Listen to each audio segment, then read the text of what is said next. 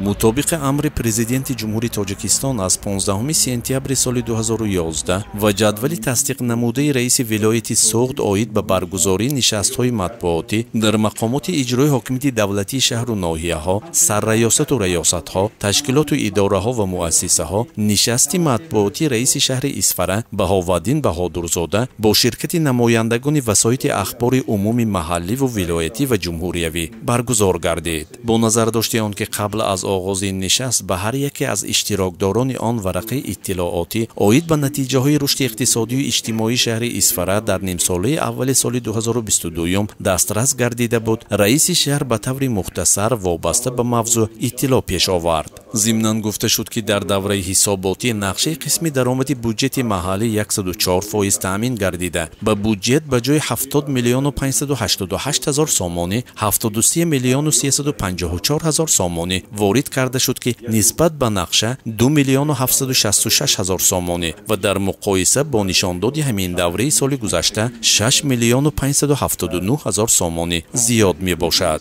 نقشه قسمی درآمد بودجت محلی شهر به اندازه 104.9% اجرا شده، به آن 52 میلیون و 725 هزار سامانی داخل گردید که افزایش نسبت به مقررات نقشه 2 میلیون و 479 هزار سامانی و در قیاس به نیم ساله یکم سال 2021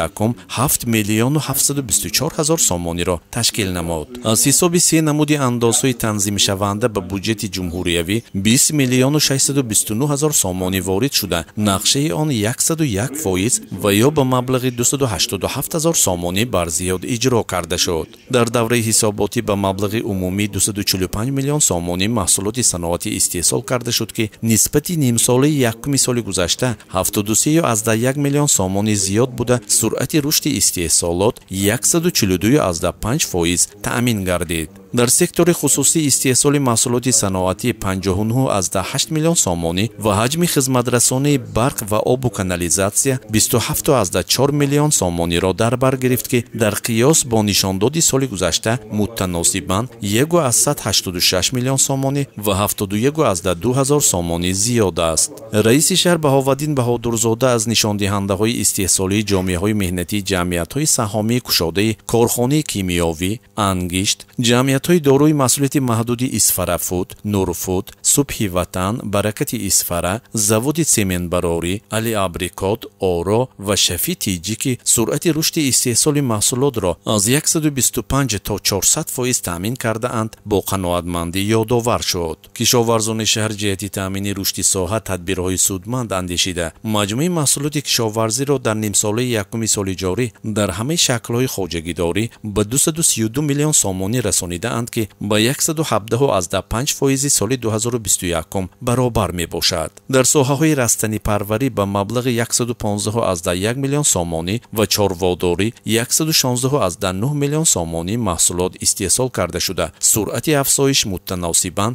138.6% و 102.2% تأمین گردید. باید قید نمود که در همه شکل‌های خواجگیداری شهر 2078 گکتار غله‌دانگی و لوبیاگی‌ها بیجواری مکه دان از جمله 1226 گکتار گندم، 26 گکتار جو و 479 گکتار شالی کاشته شده است. نسبت به سال قبلی میدان کشت گندم 72.7 گکتار و شالی 60.1 گکتار افزوده است. در ساحه ساختمان و معماری در این دوره مبلغ گذاری به سرمایه اساسی از حساب همه منبع‌ها 71.6 میلیون سامانی و حجم کارهای ساختمان و وصلگری 54.9 میلیون سامانی را تشکیل نمود که نسبت به همین دوره سال گذشته متناسباً 1.8 و 1.6 مراتب زیاد می باشد. در این مدت به مبلغ 39.8 میلیون سامانی از فاندهای اساسی و از حساب همه سرچشمه‌ها 21.7 هزار متر مربع منزل استقامتی به استفاده داده شد که در مقایسه با نشانداد همین دوره سال 2021 متناسباً 3.1 و 1.16 مراتب زیاد است. با دستگیری به واسطه پرزیدنت президенти ҷумҳурии тоҷикистон пешвои миллат бо маблағгузорӣ дирексияи сохтмони иншооти ҳукуматӣ назди дастгоҳи иҷроии президенти ҷумҳурии тоҷикистон 8,5 километр роҳҳои дохилии ҷамоати деҳоти Ворух ва бо маблағгузории мақомоти иҷроии ҳокимияти давлатии вилоят 6,9 километр роҳҳои дохилии маркази шаҳр аз нав асфалтпӯш карда шуданд. ҷавобан ба ғамхории сарвари давлат аз тарафи соҳибкорон ва аҳолӣ 7,3 километр роҳҳои ҳудуди ҷамоатҳои деҳоти Ворух 30 километр, Хонобод 30 километр, Лаҳком 0,5 километр, Навгилем 0,5 километр ва Сурх 0,2 километр мунфаш гардид. дар маҷмӯъ дар ҳудуди шаҳру деҳоти Исфара 22,9 километр роҳҳо асфалтпӯш карда шуданд. минбаъд намояндагони расонаҳои хабарии ҷумҳуриявӣ, вилоятӣ ва шаҳрӣ ба саволу пурсишҳои худ вобаста ба бурду бохти фаъолияти мақомоти иҷроии ҳокимияти давлатии шаҳр,